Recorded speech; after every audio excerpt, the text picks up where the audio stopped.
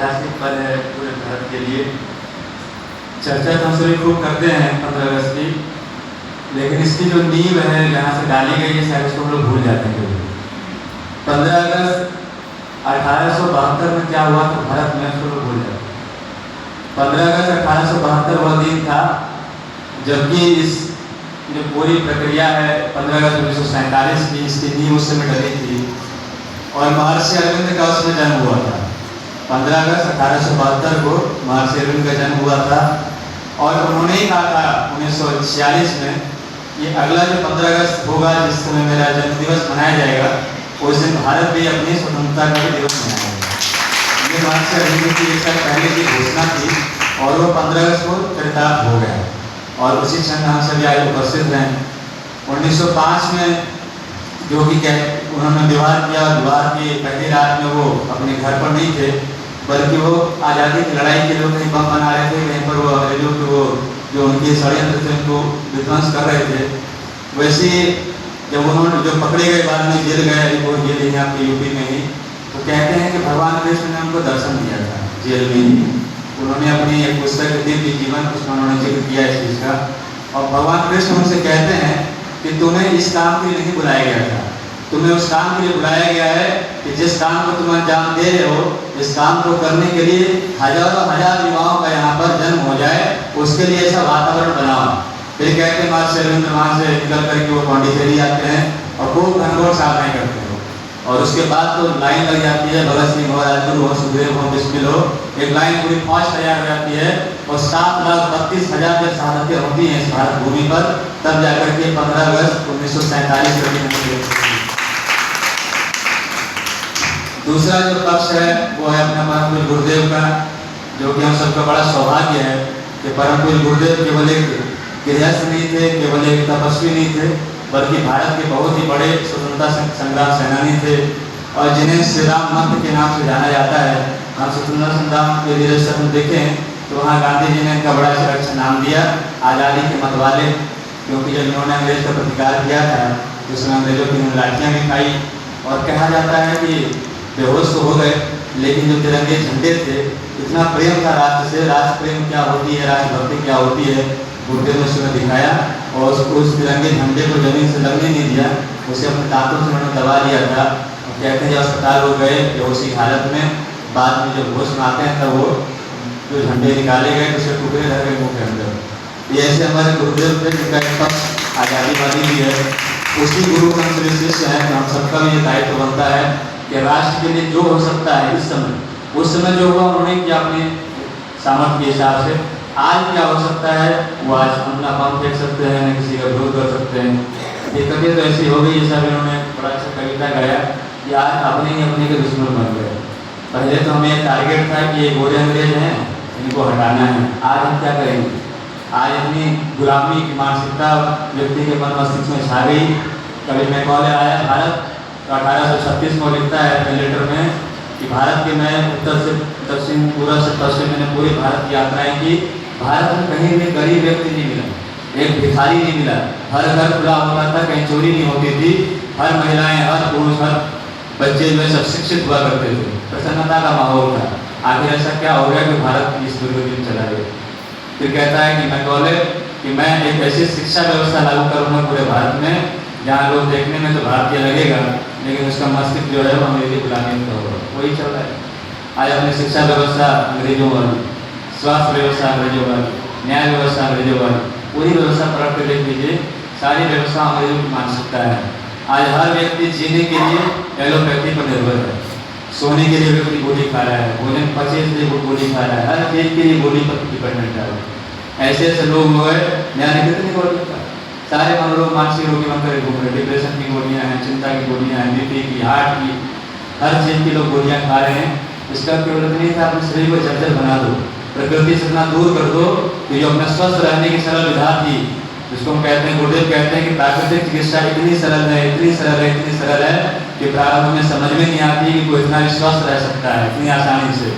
यदि स्वस्थ रहना इतना मुश्किल होता, इतना महंगा होता तो सारे जीव जंतु बीमार पड़े रहते और मनुष्य तो खूब कमाते हैं, लाखों लाख रुपए की सैलरी है, फिर भी बीमार। जितना अधिक पैसे उतनी अधिक बीमारी। गरीब से गरीब आदमी कम बीमार है, अमीर से अमीर आदमी ज़्यादा पैसे उसे चिंता में जी रहा है कि पैसे कहीं कुछ हो न जाए, गाड़ियाँ अधिक रखता है गाड़ी कहीं चोरी ना हो जाए, ये सामान कहीं चोरी ना हो जाए, इसी चिंता में दुनिया भर बीमारियाँ पाले बैठा। और गरीब की क्या है, सुबह कमाना है, शाम में खाई खत्म कर देना, फिर कमाना है। ऐसे व्यक्ति ना बीपी है, ना डायबिटीज है, कोई समस्या है, और ऐसे व्यक्ति प्रकृति से जुड़ के भी रहते हैं। इसलिए कहना नहीं चाहेंगे, ये अपना जो आज़ादी की आज हम दिवस मना रहे हैं, हम भारत की जो भी आज़ादी है, भारत माता के लिए सच्चे श्रद्धांजलि तब दे पाएंगे जबकि हम खुद स्वस्थ हों, एलोपैथी के गुलाम न रहें। ये मानसिक गुलामी को दूर करना हमारे यहाँ, देश की गुलामी थी, हमने चले गए, वो एक अलग प्रक्रियाएँ थी, लेकिन आज जो हम ये खुद गुलाम बन गए हैं, बीमारियों की गुलामी, स्वास्थ्य इससे हम आज़ादी कैसे करें? इसके लिए नियमित दिनचर्या है, जो हम लोग यहाँ स्टार्टिंग की शिविर होती है, इसमें बताते हैं चीज़ों की। इसलिए हम लोग बार बार कहते हैं, यदि आप किसी व्यक्ति से प्रेम करते हैं, खूब प्रेम कि हम इसके साथ हमेशा रहें, हम पति हैं पत्नी से प्रेम करते हैं, पत्नी है पति से करते हैं, बच्चों से करते हैं, बहू से करते हैं, सास से करते हैं, हर कोई चाहता है कि हम हमारे साथ हमेशा बना रहे। तो उसके लिए क्या कर सकते हैं? उसके लिए कहीं घूमने ले जाएंगे, ठीक करने क्या, कोई रेस्टोरेंट में, कोई पार्टी में नहीं कर सकते। उसका सबसे एक मूल है, वो है स्वास्थ्य। यदि हम उसको स्वस्थ रह सकें, स्वस्थ की इसको विद्या बता सकें, व्यक्ति कैसे स्वस्थ रहेगा, आपसे नहीं सुनेगा।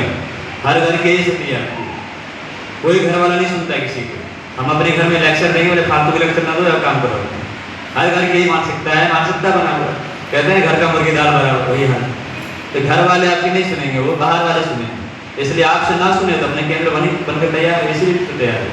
वो ना सुने, आप यहाँ भेजिए, वो सुने, या आप जोड़े से आइए तब सुने। नेचुरोपैथी जब भी करें जोड़े से करिए। पत्नी करके जाएगी, घर में चलाएगी, पति नहीं मानेगा। पति करके जाएगा, घर में चलाएगा, पत्नी नहीं मानेगी। इसलिए जोड़े से करेंगे पति पत्नी, तो दोनों का घर में चल जाएगा। तो दोनों को पता है कि सूप पीने से लाभ क्या होता है। काढ़ा पिएंगे सुबह सुबह उठकर क्या लाभ है? पति बोलेंगे हम चाय चाहिए, पत्नी बोलेंगे काढ़ा पिएंगे। इसका मतलब नहीं है कि बनना, फिर आप काढ़ा ही बनाइए, चाहिए बनाइए। वो बोलेंगे सुबह सुबह हमको पराठा बनाइए, फिर आप बोलेंगे सुबह अंकुरित खाओ, फल खाओ। तो जब यहाँ आएंगे, लोग अनुभव सुनेंगे, वीडियोज देखेंगे, तब उनका ब्रेन वॉश हो गया। गुरुदेव ने इस क्रांति का नाम दिया विचार क्रांति। उल्टे को उलट करके सीधा कर देने का नाम ही क्या है? विचार क्रांति। हमारा सोचने का तरीका उल्टा हो गया। आज से 100 साल पहले जब हम सोचते थे, वो सोचने का भी उसको उलट दिया हम लोग। तो गुरुदेव ने कुछ नहीं कहा है, उन्होंने कहा है कि अपने विचारों का शीर्षासन करा दीजिए, उल्टे थे और उलट दीजिए एक बार, और उसको वो सीधा हो जाएगा, तो हमारा जीवन सही हो जाएगा। तो हमारा जीवन में ये विकृतियाँ हैं, ये उल्टा गलत सोचने का, अचिंत चिंतन ही सभी समस्याओं का कारण है। उसका समाधान एक ही है, उसको उलट दीजिए, वो समाधान मिल जाए। आज की सबसे बड़ी आवश्यकता यही है। आज आज़ादी की लड़ाई यही लड़नी है। जैसा मोदी जी जो प्रयास अपना करिए, वो आयुष मंत्रालय बना दिए, आयुष्मान कार्ड बना दिए, सारे आयुष की सारी योजनाएं निकाल दिए, हम उसका लाभ कैसे दें? ये सब होने के बावजूद भी हम एलोपैथी पर ही हम विश्वास कर रहे हैं, एलोपैथी पर ही मरे जा रहे हैं। तो उस पर ज़्यादा नहीं बोलेंगे, तो सारा आपको पता है, रेफरेंस एक ही दे देंगे। सत्यमेव जयते जो बीच में एपिसोड आया करता था, उसमें डॉक्टर एपिसोड करके आप सर्च कर लीजिए, 45 मिनट का एपिसोड है। MCI से लेकर के जितने भी बड़ी बड़ी संस्थाएं हैं आपके एलोपैथी से जुड़े हुए, उन सभी ने उसके राज खोले बहुत अच्छे कि एलोपैथी के पीछे कौन सा माफिया काम करता है और क्यों ऐसा काम करता है। आपका ब्लड टेस्ट का होता क्या है, ये जो एलोपैथी दवाइयाँ खाते हैं इसके पीछे बॉडी में क्या इफेक्ट है, ये धांधलियाँ क्या मच रही है, वो सब उन्होंने खोल दिया खूब अच्छे से। दूसरा जो मूवी देखना पसंद करते हैं, वो गब्बर एक अच्छी मूवी अक्षय कुमार की, उसमें दिखाया गया है कि मरे हुए व्यक्ति से 5 लाख रुपए कैसे लूट लिया गया। और मूवी आज भी यूट्यूब पर है, किसी को जेल में दिखाया नहीं हुआ है। ये वास्तविक घटना है मुंबई की। यदि 2 चीज़ आप देख लेंगे तो एलोपैथी से आप घृणा करेंगे, और बुराई से घृणा करना अच्छी बात है, और अच्छाई से लगाव लेना ये भी अच्छी बात है। अच्छाइयाँ आयुर्वेद है, अच्छाइयाँ आपका प्राकृतिक चिकित्सा है, अच्छाइयाँ जो आपकी आयुष के सारे विधान हैं, चाहे वो होम्योपैथी हो, सिद्धा है, यूनानी है, योग है, वो सारी एक अच्छी पैथियाँ हैं। अच्छी कहने का मतलब प्राचीन पैथी, ऋषियों महर्षियों की पैथी है, 0 साइड इफेक्ट की पैथी है, पैसे कम से कम लगते हैं, स्वस्थ रह सकते हैं। एलोपैथी तो खूब पैसे के पैसे भरता, खाली लुटाई मचा हुआ है, पैर बुझाई। मैंने डरा करके जितना डराओ उतना आदमी पैसा निकालेगा, इतना ना डरा दो आदमी को कि आदमी बोले ना हम तो अभी कराएंगे। ये स्थितियाँ हैं एलोपैथी के नाम पर। तो अपन लोग कहाँ डरा रहे हैं? अपन तो आते बस शांत रहो, पानी पीकर शांत हो जाए, रिलैक्स तो करिए। सारा टेंशन का जड़ है, टेंशन ही तो सब कारण है। स्ट्रेस इतना बढ़ा दो कि व्यक्ति का इतना कॉर्टिसोल हाई हो जाए कि बीपी विषा बढ़ा दो उस पर, यही सारा बीमारी का कारण है। उसको शांत तो करिए, शांत होना तो दिए आदमी को, घबरा क्यों है, कैंसर ही तो हुआ है, ठीक हो जाओ। इतना बोलने से आदमी कोर्टिसोल डाउन होगा, उतने में आदमी को राहत मिल जाए। वहाँ उल्टा मामला है, हार्ट अटैक अभी कराइए, 2 दिन के बाद मर जाइएगा। ऐसे कितने सारे नेचुरोपैथी में आज भी जितना चल रहा है, आज भी नहीं मरा। तो जब तक आप इसको सही नहीं करिए, काउंसलिंग सही नहीं करेंगे, तब तक हम वास्तविक आज़ादी नहीं पा पाएंगे। देश भले सब जो हमने चले गए वो अलग कहानी है, वो सब बोलना सही नहीं आज के समय में, लेकिन आप सब पढ़िएगा उन सब चीज़ों को, क्या घटना घटी थी, ट्रांसफर ऑफ पावर कैसे हुए थे, इस तरीके से हम सब चीज़ों को बनाते हैं। लेकिन वास्तविक आज़ादी तब मिलेगी जब हमारी शिक्षा व्यवस्था, हमारी स्वास्थ्य व्यवस्था, हमारी परिवार व्यवस्था, ये तो आज की सबसे बड़ी घटना घटी। परिवार व्यवस्था इतने विकृत हो गए, इतने खत्म हो गए कि न सास बहू के साथ रहना चाहती है, न पिता पुत्र के साथ रहना चाहता है, न माँ बाप के साथ रहना चाहता है, न पति पत्नी के साथ रहना चाहता है। ये स्थितियाँ हैं इस समय। इसलिए परिवार व्यवस्था से जब तक सुदृढ़ नहीं होगा, तब तक जितना जय जयकार लगाते रह जाए, भारत माता रोती ही रहेगी। भारत माता, कोई भी माँ तब तक खुश नहीं रह सकती है जब तक कि उसके बेटे अलग रहें, जब तक कि उसके बच्चे अलग रहें। माँ तब खुश होती है जिस माँ ने अपने बच्चे को 9 माह तक पेट में कोख में रखा। ये धरती माता को सब कुछ देती है। हम लोग रोज सुबह उठते हैं तो पृथ्वी पूजन करते हैं, धरती माता के तब वंदन कर रहे हैं रोज बैठ करके। वो धरती माता के छाती पर क्या गुजरती होगी जिस माँ ने हमें अन्न दिया, जल दिया, वस्त्र दिया, सब कुछ दे रही है, और हम ही सारा अत्याचार कर रहे हैं। भाई भाई में मिलकर नहीं रह रहे हैं, पिता बेटे के साथ नहीं रह पा रहे हैं, पति पत्नी के साथ नहीं रह पा रहे हैं। ये सामंजस्य हम कैसे बिठाएंगे? दुनिया में कोई परफेक्ट नहीं है, परफेक्ट एक ही है, वो है पुरुषोत्तम भगवान। भगवान से परफेक्ट कौन है? हम लोग रोज कहते थे पूर्णमदः पूर्णमिदम्, पूर्ण केवल परमात्मा है। हम अपूर्ण थे इसलिए यहाँ पर आ गए। कुछ ना कुछ गलतियाँ हैं, कुछ ना कुछ खोट है, कुछ ना कुछ प्रारब्ध है, कुछ कर्म है। तो उसको जब तक हम नहीं आपस में तालमेल बिठाएंगे, तब तक हमारा परिवार ऐसे ही टूटता है।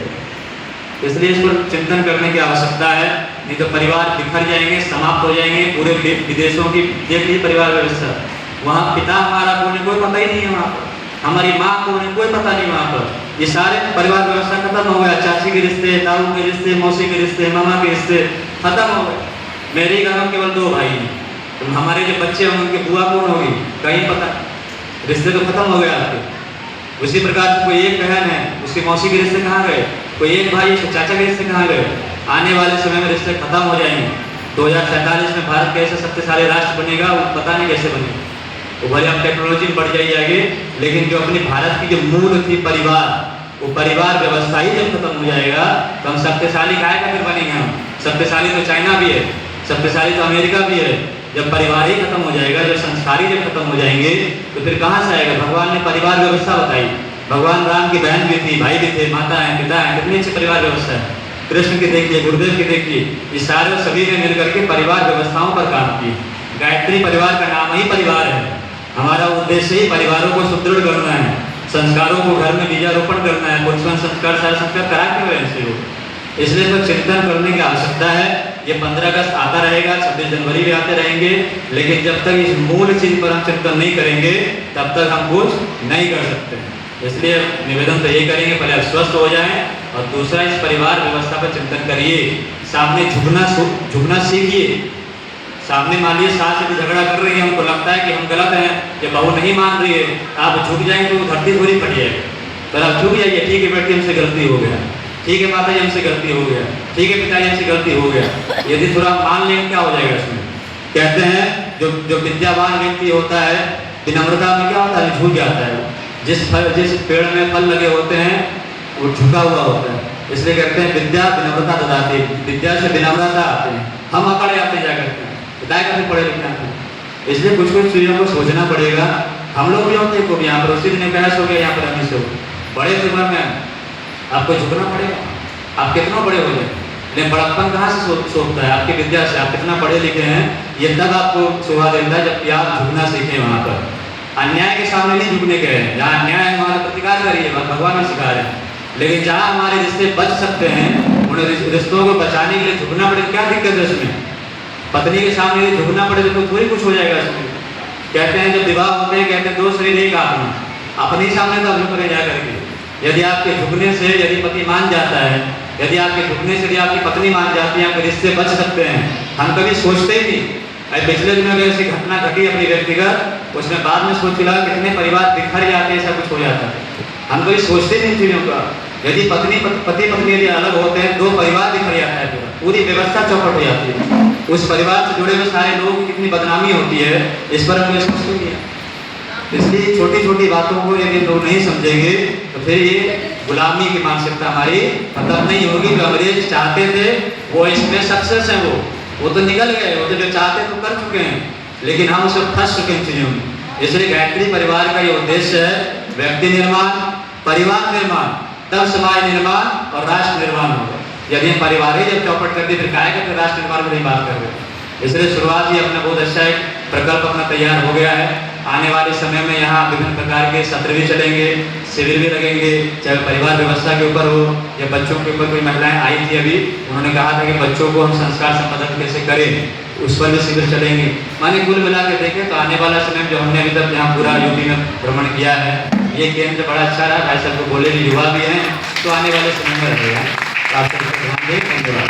भारत माता की जय।